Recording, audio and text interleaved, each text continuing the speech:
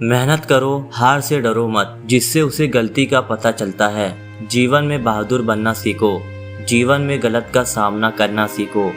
आगे बढ़ते जाओ, चैन से बैठो मत। दोस्तों, आज ये जो कहानी मैं आपको सुनाने जा रहा हूँ, ये आपको मेहनत करने पर मजबूर कर देगी।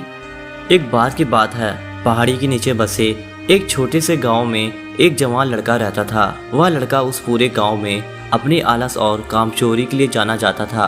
सभी गांववासी उसे आलसी कहकर ही पुकारते थे, क्योंकि वह पूरे दिन एक पेड़ के नीचे पड़ा रहता, झपकियां लेता और अपने भविष्य के बारे में अच्छे अच्छे सपने देखता। उसके दिन ऐसे ही आलस में गुजर रहे थे। लेकिन एक दिन उस गांव में एक बौद्ध भिक्षु पधारे, जो कि अगले 3 दिनों तक उसी गांव में ठहरने वाले थे।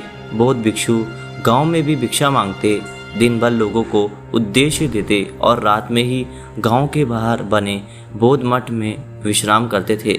बौद्ध भिक्षु जब भी भिक्षाटन के लिए जाते और भिक्षा लेकर वापस लौटते, तो वह हर बार उस जवान लड़के को उसी पेड़ के नीचे लेटा हुआ पाते। बौद्ध भिक्षु 2 दिनों तक यह सब देखते रहे और वह समझ गए कि यह लड़का मानसिक आलस का गुलाम है। तीसरे दिन जब बौद्ध भिक्षु भिक्षा लेकर वापस लौट रहे थे, तो वह उस लड़के के पास गए, जो कि अभी भी उसी पेड़ के नीचे लेटा हुआ था। बौद्ध भिक्षु ने लड़के से कहा, बेटे, मेरे पास तुम्हारे लिए एक काम है। मैं चाहता हूँ कि तुम उस पहाड़ी की चोटी तक जाओ और वहाँ से मेरे लिए एक पंख लेकर आओ। लड़के ने लेटे लेटे ही अपना सिर पहाड़ी की तरफ घुमाया और उसकी सबसे ऊंची चोटी तक अपनी नज़र दौड़ाई।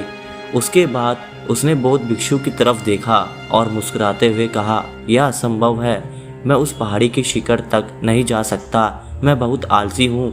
बौद्ध भिक्षु ने मुस्कुराते हुए कहा, अरे लेकिन मुझे जिस पंख की तलाश है वो इस पहाड़ी के शिखर पर भी नहीं मिलेगा।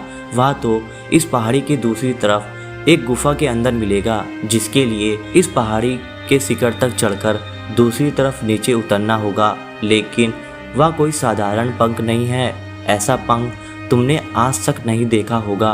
वो एक बहुत ही सुंदर पंख है जो अपनी रोशनी बिखेरता है।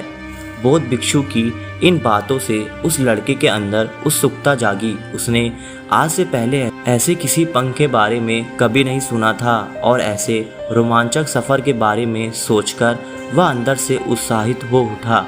इसीलिए उसने बौद्ध भिक्षु की चुनौती को स्वीकार करने का निश्चय किया और वह पहाड़ी की तरफ चल पड़ा। लेकिन चढ़ाई बहुत लंबी और कठिन थी। जल्द ही लड़के का शरीर थकने लगा, सांस फूलने लगी और शरीर से काफ़ी पसीने बहने लगा। लेकिन फिर भी उसने चलना जारी रखा। वो जैसे जैसे ऊपर और ऊपर चढ़ता गया, उसे अंदर ही अंदर खुशी होने लगी, जिसे उसने आज से पहले कभी महसूस नहीं किया था। जब वह कड़ी मेहनत और लंबे प्रयास के बाद पहाड़ी के शिखर पर पहुंचा, तो वह पूरी तरह से थक चुका था, लेकिन वह बहुत खुश था। उसके चेहरे पर योद्धा जैसी मुस्कान थी, जैसे उसने कोई युद्ध जीत लिया हो। उसने पहाड़ी के शिखर से नीचे देखा। उसके सामने एक बहुत ही मनमोहक दृश्य था, जो उसने आज से पहले कभी भी नहीं देखा था। लेकिन असली चुनौती आगे थी। लड़के को पहाड़ी की दूसरी ओर उतरना था और उस गुफा को ढूंढना था जहां पंख के मिलने की बात कही गई थी।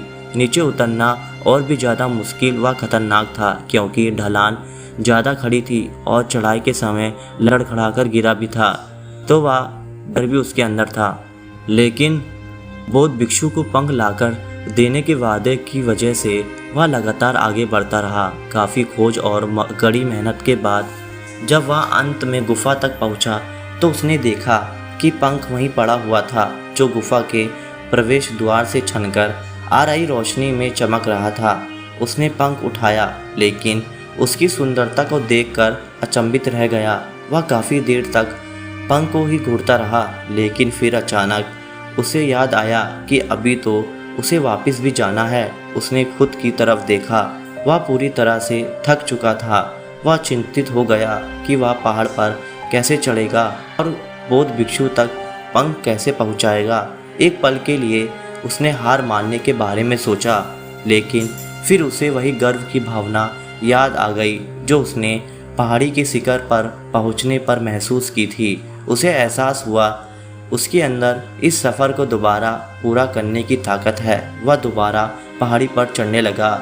मांसपेशियों में दर्द हो रहा था, पैर कांप रहे थे, फेफड़े फटे जा रहे थे। वह कई बार लड़खड़ाकर गिर पड़ा, लेकिन उसने हार नहीं मानी। वह खुद को आगे बढ़ने के लिए लगातार प्रेरित करता जा रहा था।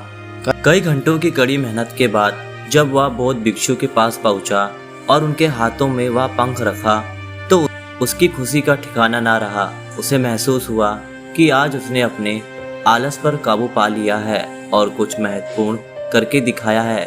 उसके चेहरे पर बहुत खुशी थी। बौद्ध भिक्षु यह देखकर मुस्कुराए और बोले, बहुत बढ़िया मेरे बच्चे, आज तुमने जीवन का एक बहुत ही महत्वपूर्ण सबक सीखा है। आलस पर काबू पाना एक चुनौती है, यह एक बाधा है जिसे पार करना ही होगा और आलस को ख़त्म करने के लिए तुम्हें अपना पहला कदम उठाना ही पड़ेगा। अपने लक्ष्य की ओर चलना ही पड़ेगा और तब तक चलते रहना पड़ेगा जब तुम अपनी मंजिल को हासिल नहीं कर लेते। लड़के ने बौद्ध भिक्षु के शब्दों की गहराई और उसके महत्व को समझते हुए हाँ में अपना सिर हिला दिया।